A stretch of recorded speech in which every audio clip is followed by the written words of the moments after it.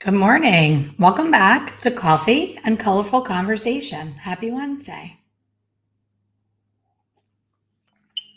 Today I'm live in both my Facebook group and YouTube, something different. So if you're watching on YouTube, I apologize that this is a long conversation. I've had some feedback when I share my coffee chats on there. People say, get to the point, teach me something, stop talking. To which I say, it is a coffee chat. A chat is a conversation. Although one sided, it is a conversation. So thank you all for being here. If you're watching me live, if you're watching me on the replay, thanks for checking in and catching up. Uh, when I first moved to sunny Florida about 4 years ago now, I think we're at the 4 year mark. I can't believe it. My intention was to step away from traditional salon life as a colorist and a salon owner and to become a full time educator. I'm not affiliated with any brands. I am solo and brand free. So it helps me help everyone. I didn't want to have to just only help people that used a certain brand. And I believe that hair color fundamentals are fundamentals and it doesn't matter what brand that you use.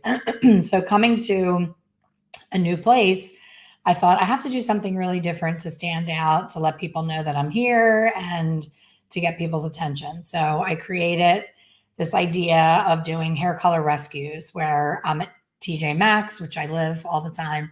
TJ Maxx or Marshalls, and I'm combing through the racks and I look up and I see something that is not good hair color.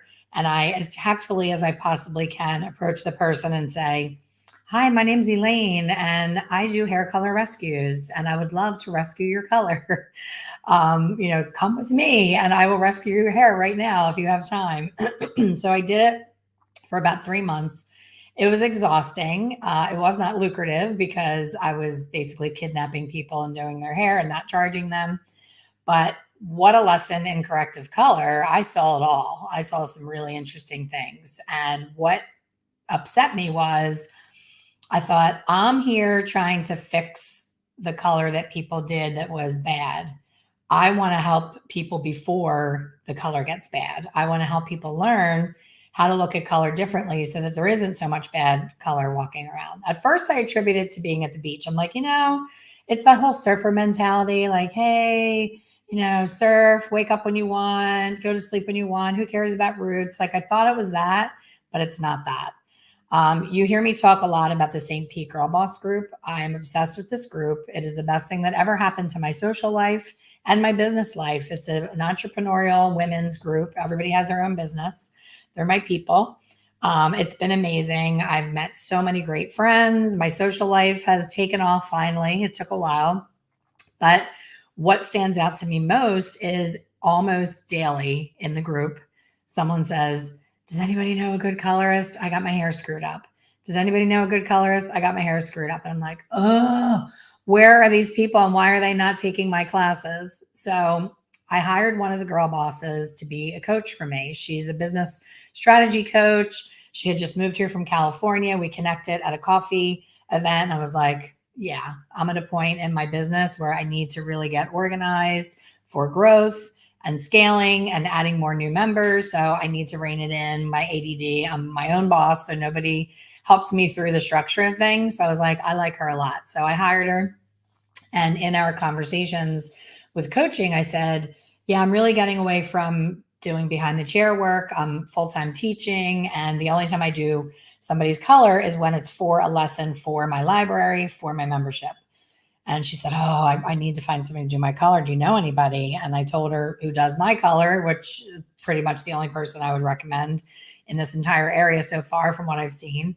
And she said, okay. And I don't know what happened, but she didn't go there. She went somewhere else. I don't know where she went. So if I share these pictures and you did her hair, I'm sorry for putting it out there. I didn't do it on purpose. I have no idea who you are. I didn't ask her who did it because I'm not that hairdresser that says, look at what they did. This is purely educational why I'm sharing. And I asked her permission to share. So where does it go wrong? Why is this color so bad? Is it that the stylist was super busy, which is highly possible? People are trying to play catch up after they've been closed down for the pandemic and all the things. and they're trying to jam people in again and go back to how it was, which I think is a bad idea, but that's a whole other coffee chat. So the consultation is either being skipped, ignored, or rushed. And none of those things are going to turn into good hair color. So I was coming out of an event. I talked here, I think it was last week, I talked about human design, getting your human design chart, and I shared the link. If you haven't done it, I highly suggest you do it. It is such amazing information and will change so many things about how you look at things and how you look at your own personality. So this event was using your human design chart for marketing. So going by how you were made, what your DNA is made up of from your human design, from when you were born, at the time, the place, and the day that you were born, how to market. Your marketing personality is different from someone who was born, 5 days later and 4 hours later than you. It's really interesting. So I went to this in-person event and I can't help but scope the room because, I'm having the retreat and we're looking for models. So I'm looking for like a fabulous redhead model. So as I'm listening to the thing, I'm just looking all around the room. So because I'm looking for a model, I'm looking at everybody's color. So there's a lot of hair color rescues going on. So I come out, the event's over. I come out, I'm tired. I didn't eat dinner yet. I'm ready to go home. And I walk outside and I hear Elaine. I'm like, I finally know people here. Like I never have that happen because I've only been here 4 years. I used to run into people all the time in BA. And I turn around and it's the coach that I hired, Kelly. So I'm like, oh my gosh, Kelly, how come you didn't come to the event? She's like, oh, I had a conflict. And she's with this girl, Allie, who is a new member of the group. So I get to meet Allie, and then somebody else, Lynn, comes out. So it's Allie, Lynn, Kelly, and Elaine all in the corner, chit-chatting up. And we're saying how much we love the group and how we all met because of the group. And I'm looking at Kelly and I'm like, she had said to me in one of our coaching calls how unhappy she was with her color. So I didn't just pounce on her and say, oh my gosh. I was like, so this is the color you were talking about? And she's like, yes. And I was like, okay, you have a headshot tomorrow. They're doing a headshot event where they're doing branding photos. You cannot go to that branding photo with that hair. She's like, you told me that you didn't want to do hair. You didn't want to do color behind the chair. I said, I know, but this is like, I feel like a doctor on an airplane when someone's having a heart attack. And they're like, is there a doctor or a nurse? Is there a doctor or a nurse? Can anyone help? And me sitting there and saying, nope, not a doctor, not a nurse. Let them die. Like that's how I feel when I see bad color. So I was like, Kelly, I'm getting my hair done tomorrow. Can you come at any time, either before or after my color? I can fix this and make you look spectacular in 15 minutes. She was like, really? I said, yes. One step, 15 minutes. You are, what I'm guessing, where you were asking to go. I don't know what went wrong here, but I know that this couldn't possibly be what you asked for. So she is a brunette, and not knowing her and talking to her through Zoom for our coaching calls, I know that she has gray and I know that she's a brunette and she's a very cool based brunette. So I, as a 35, I think 36-year colorist, say, okay, there's a 99.9% chance her hair is colored because I'm only seeing gray right here. Everything else is brown. Hello, colored hair, right? And the client might say, oh no, I don't color it. I haven't colored it in years, or all of that nonsense, but their hair's down to here, right? They look like Cher. Their hair's down to here and all dark, but it's never been colored. So that, I think, was mistake number one. Whoever did her color did not either think about whether it was colored first, or ask about it, or assume that it wasn't, is the only thing I can think of, or just didn't know that they needed to care about that. So I titled this Color Consultation Disconnection or Lack of Education, because it can be either. It can be like, I just didn't know, and when you know better, you do better. Or it could be, I was in a rush. I thought bleach eats through everything. I thought it was going to be fine. So because she already had existing color, a lot of things went wrong. So I'm going to share her before, her request, and her after. So this is Kelly as a beautiful, vivacious brunette that just needs her gray covered, right? It's like, oh, she just needs a root retouch. So I can think of a million things that I would do to her color, none of them being what she got done. So that's Kelly's before. This is her inspo pic. So I'm sure you've seen this or similar things floating around. Everybody wants that deep rooted, rich brown with, ribbons of beautiful balanced highlights, not brassy, not too pale, not too ashy, not too cool. This is like a perfect, beautiful blended color. And this, my friends, is what she got. Oops, wrong one. That's what she got. So I think this ages her. I see lines on her forehead that I didn't see here, which is ironic because dark hair is usually the one that, makes everything show really harsh. I still see gray. If you're looking straight ahead at this picture, it would be on your left. There's gray at her temples. This photo actually looks gorge compared to what she looks like in person, which is, a whole other topic of photography and how different things look in photos. I was standing next to her in the street, and it's more of that reddish, not quite committing to orange, not quite committing to blonde, but not brown either color. Very uneven, not lightened all the way to the ends, as you can see. So basically, like, it started to lighten on the virgin hair, and then when it hit the colored hair, it didn't lighten through there. So I can look at her on the street and know exactly what steps I'm going to take today. I know exactly what formula I'm going to use. I know what I'm going to do, and she's going to look shiny and beautiful and balanced and more intentionally dimensional brunette than whatever the heck that was. And trust me, it looks much worse in person. But the point is, yesterday I spent 3 hours doing another member of actually the grand poobah of the group. She created the group. Sandy is amazing. And when I met her, she had 4 inches of regrowth. I shared her photos a lot in my membership, and we walked through what I was going to do to her. So she came yesterday, and I created a whole brand new technique. I'm battling with what I'm going to call it. My heart wants to call it bespoke color, because bespoke is custom. When you get a bespoke suit, it's like customized just for you from a tailor. It's made for your body. But a lot of people don't use that word, and I feel like that would be too confusing for a lot of people to know what it is. So I'm thinking, custom express color, or express custom color, couture, express couture color. I don't know. I'm playing around with the names of it because it was a really smart, if I do say so myself, smart, easy, and quick way to tackle a whole lot of things that were going on. So I think with corrective color, we get so hijacked when we see all the crap that's going on. Like, someone who would have Kelly, who's coming in today, someone who would have her sit in their chair and be like, I don't even know where to begin. I got to cover that gray that she missed. I got to change the orange into something pretty. I have to refine that brown. Like, where do I even begin? And a lot of times people panic and they throw something over the entire thing, taking her back to this first, minus the gray. Just take it all back to brown. That's so many people I've seen do that. They're like, I just took it all back to her natural because I just wanted everything even.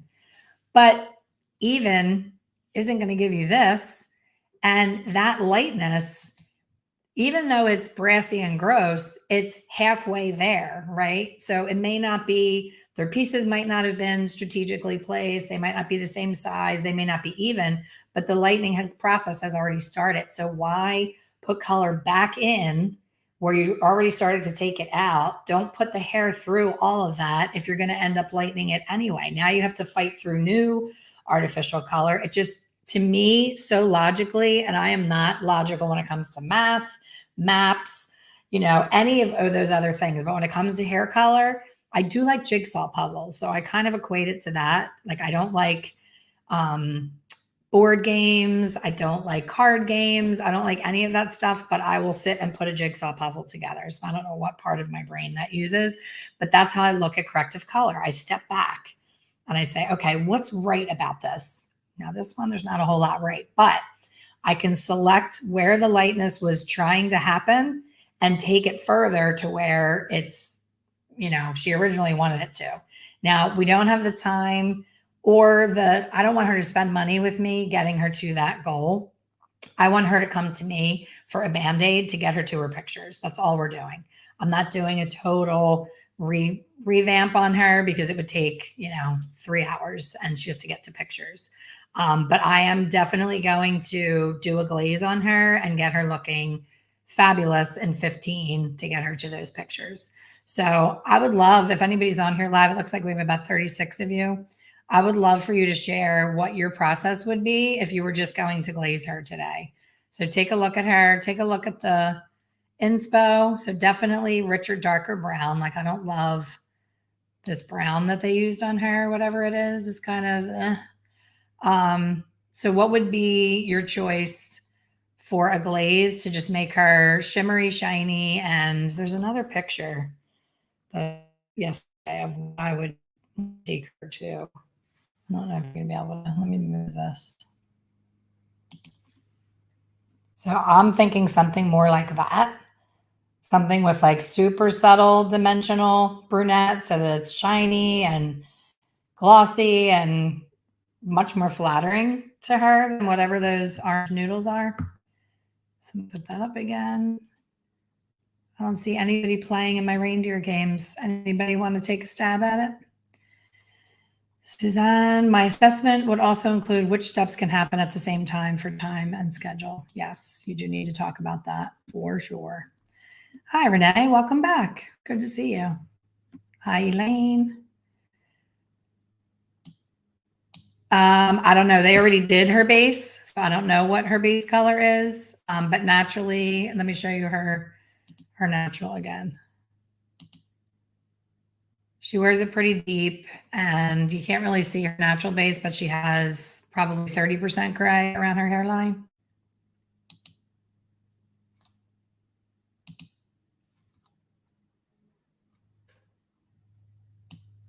Amanda said an NB maybe. What level NB, Amanda? I know it's hard with a picture, but just take a stab at it.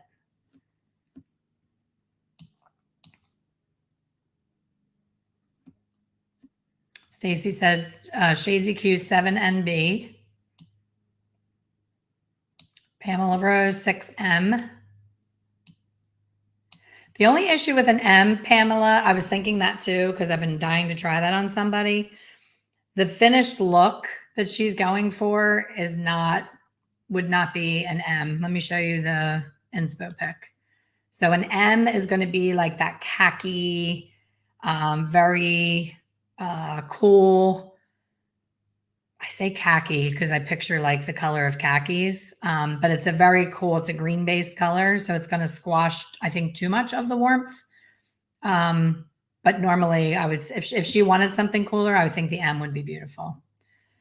Interesting. Tracy went all the way to a 4 NB. So Tracy, I would not use a 4 only because she set out to get highlights. So a 4 is just going to take them completely away.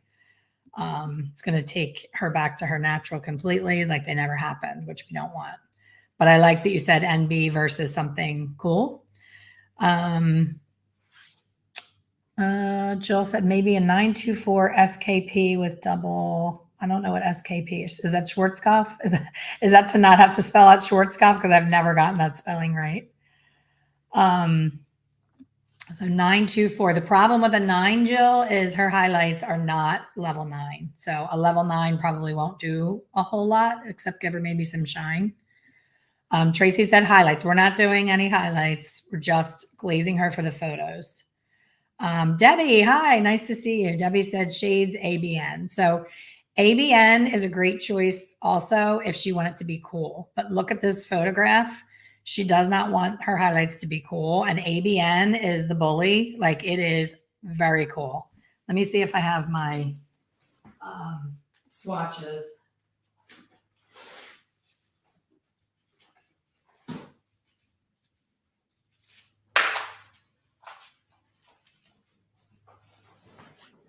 We did the swatches at the retreat, and the ABN is very, very blue.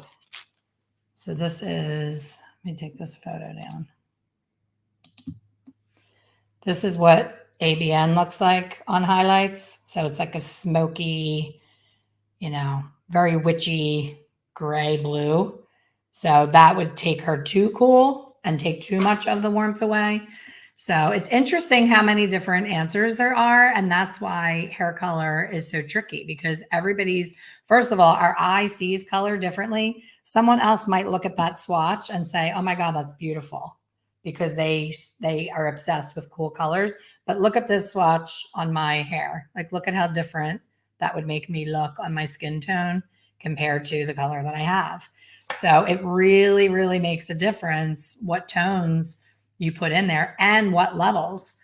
Sometimes we'll just pull a number out of the hat and just be like, oh, I'm going to do a 4. I'm going to do a 6. I'm going to do, but you have to think about, where is the level of lightness now? Where does it live? What level is that? So I don't even know yet. So I can't tell you what I'm going to do because I have to see her in person. Going by that photo, I would go in definitely with a level 7, but in person, I remember it being not as light. So I have to have everything with me, which brings me to another rant of people in their suites saying, well, I don't have that. I only have a 7. Well, why do you only have a 7? You have to have hair color. Like, I'm not in a salon and I probably have 50 bottles of shades on my shelves, because when I do one of these corrective things for the course, I have to have everything I need. I can't be in the middle of it and go, oh crap, I need a drop of C. Let me get in the car, run to Salon Centric and get a bottle of 8C. Like, you can't do that. You have to have what you need in your arsenal. So Debbie, you're definitely a cool girl. Now Debbie's saying 7 AG or 9 AG. So AG again, I don't know if I tested them on a swatch. I did, but I don't think it's right here. The AG again, it's called Greige. So it's very green beige. Actually, this is the AG. So look at how greeny. This is very green, and this is done on light hair. So it's very. This is what is kind of like the M series, that like matte, almost green color. So AG, I would not use on there. It's going to cool it off too much. You have to do a balance between warm and cool. So I'm happy I brought this topic up because this is getting very interesting with all the different answers. Tracy, 5 NB and pull out some select highlights. Jill, she looks light on the ends. It's hard to see. Yeah, it is very hard to see when you're not in person. But the point is, what can be done in one quick look? Most color corrections are not, what's the word I'm looking for? Most color corrections aren't really corrections. It's a color service that was stopped short of being finished. Most times you're one glaze away from like, wow. So my model yesterday, she had to get somewhere and I did everything at the same time. I did this new technique that I was obsessed with. And I was like, do I glaze it at the end or don't I? And I was like, let's dry it first and see. So because she's having photos today, I did not glaze her because she wanted brightness. She wanted pop. So I was like, you know what? The camera's going to love that brightness. I don't want to glaze that away, but I also don't want her to look like she has, these big chunky noodles on her head, because she doesn't do a lot when she styles her hair. So I'll see her in a week. And I said, let's leave it raw and then let's revisit in a week and let's look at it, because she may be one glaze away from being magazine worthy, where right now it looks good, but you can take her from good to great with a proper glaze. You can also take her from great to not so great by over glazing. So glazing, I'm traveling, next week, and I'm going to be in Hawaii, and I'm doing a class for one of my members in Hawaii. And I said, what do you want? She said, I want a whole entire class just on glazing, just on formulating glazes. I'm like, okay, I think that's a great idea, because that's where a lot of people fall short. We've gotten into this mode where our eye has to see flat and cool because everybody wanted that frozen hair. But now we're starting to go into warmer, more butterscotches, more honey hues. A lot of red. It looks like red is taking the stage this year. So we're going to do a fabulous red at the retreat. So let yourself see a little bit of warmth. I love that a lot of people said NB, because NB is a nice balance, right? It has that blue violet base, but it leans more on the warmer side. And that is what's needed to blend gray as well. So it's kind of like this superpower shade, because it helps with your gray coverage and it has that coolness, but not flat coolness. So yeah, that was fun. I'm glad that I shared that. And I like I said, I did ask her permission, because you don't ever want to just be like, look at this mess that my friend has. Like, I wanted to make sure Ronnie, it looks like you're a cool girl too. Ronnie said I would use 8T and a smidge of 8B. Way too cool, Ronnie. Way too cool. Even if it's, when I see her, if it's orange, she wanted warmth. So remember, when you cancel, when you go across the color wheel, where's my wheel? So the center of the color wheel, we were always taught that it's brown in the middle, that like if you go from orange and you go across from orange and you put blue, that you're going to make brown. But the center of the color wheel is gray. So when you go in with an orange color and you're like, I'm going to use ABN by itself, I'm going to use blue by itself, I'm going to use T and P and, you know, all of the things that are blue and titanium and cool, you're actually taking the hair to gray. And that's okay if she wants to be gray. But this client wants to be that, I don't know, it's, I don't want to call it caramel, but it kind of is. It's a rich, borderline warm. It's not a super cool color. I think it leans towards cool because it's against such a rich, warm brown, but it is not a cool color. It's very balanced and pretty. I think it's pretty. It has just enough warmth in it. So that's the key, guys. You know, if you're finding that your glazes are coming out overtoned or too ashy, I like that. That's a tobacco. Yeah, it's like a tobacco color. I gotcha. You're saying your color is tobacco, not titanium. See, now there's an example of me assuming. Assuming makes an ass out of you and me, not you, just me.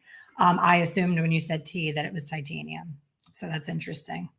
I don't know that color line, but there's a way you can get yourself into trouble. If I was cooking in your kitchen, if I came to your salon and I reached for a T, I would think that I was getting silver and I would end up with a very warm brown. So, so is the B in that line brown then? Were you doing tobacco and brown, or was it tobacco and blue? Because now I'm really curious.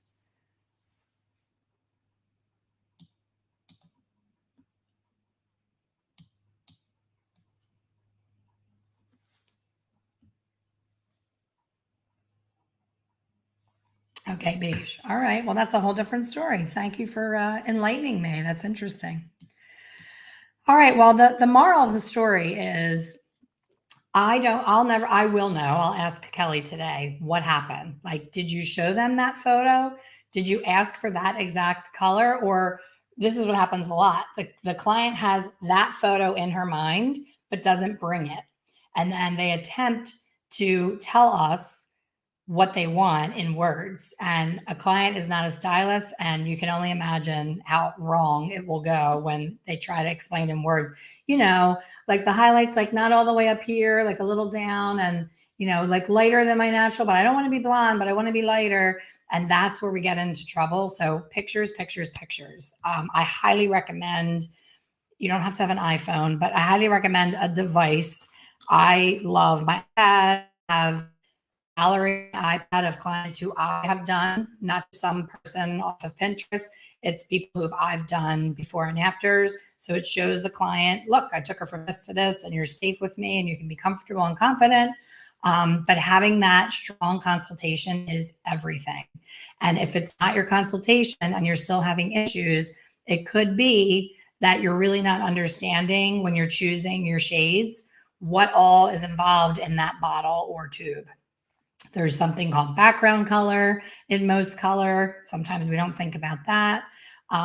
Some colors will deepen faster and more with time than others. Some of them, you know, the longer you leave it on, the darker it gets. Some you can leave it on for a half hour and it won't get any darker. So you have to know your line, and I highly recommend testing and swatching is everything. We're going to do this at the Hawaii class. We're going to do a lot of swatching and show, you know, what happens in the hair with porosity, texture, and all of the things. Yeah, Allison said, I love it when they ask for ashy golden highlights. Yeah, I mean, the descriptive words can really get us in trouble because it's all perception.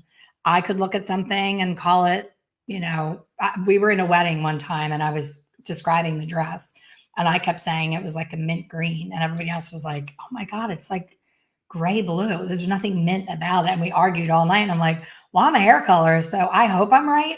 If I'm not, there's a lot of people's hair that's in trouble because I have to see color the way the color really is. But what is it really? It's like that dress. I've shared that on a million coffee chats where 50% of the people see white and gold and 50% see blue and black. And it just is what it is.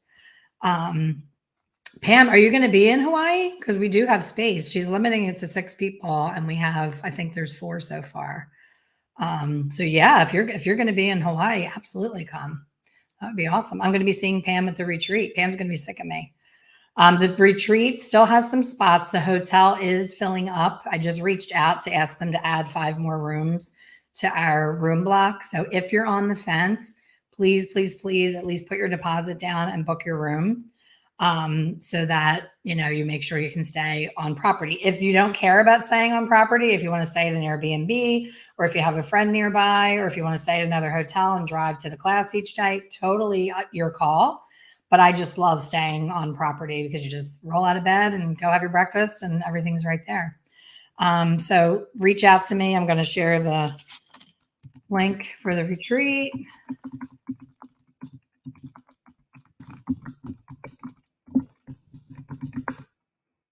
There we go. I just shared the link. So check it out. Bring a friend.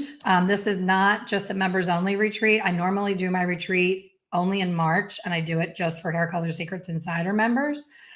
This is a totally separate event from insiders and open to everyone who is a licensed hairstylist. It is not a hair show. I was talking about it to my model yesterday, and she was like, oh my gosh, like, this is epic what you're doing. She's like, I've never heard of anything like this. I said, I know. I'm having a hard time articulating that because people are just so used to a hair show. So, I mean, I can't even explain it. You just have to come to understand the difference. But I promise you, you will come in being one person and come out being another when you listen to these speakers. Every single one of them has made an impact on my life personally and has gotten me to a whole different level I never would have experienced, both in my interpersonal family relationship, friend skills, and my behind the chair skills. So much more than just a hair event. So I hope you enjoyed today's coffee chat. We got a little into color theory and did, a formulation example. So I hope you enjoyed that. And I will be sure to share the after, and I'm going to go more in depth, of course, with my insider members. So for those of you, Tracy, Pam, Julie, for you guys that, and Debbie, for you guys that, interacted on it, you'll see the whole process and the after, and we'll dig deeper. We have our coaching call coming up on, it's on a Tuesday this month. So make sure you check the calendar, and I hope to see you there. I think it's Tuesday because I'm traveling. It's Tuesday the 6th. So different day. It's usually a Sunday or a Monday. So make sure you check that. And I hope to see you all there. Have a great rest of your week, and I will see you on the next one.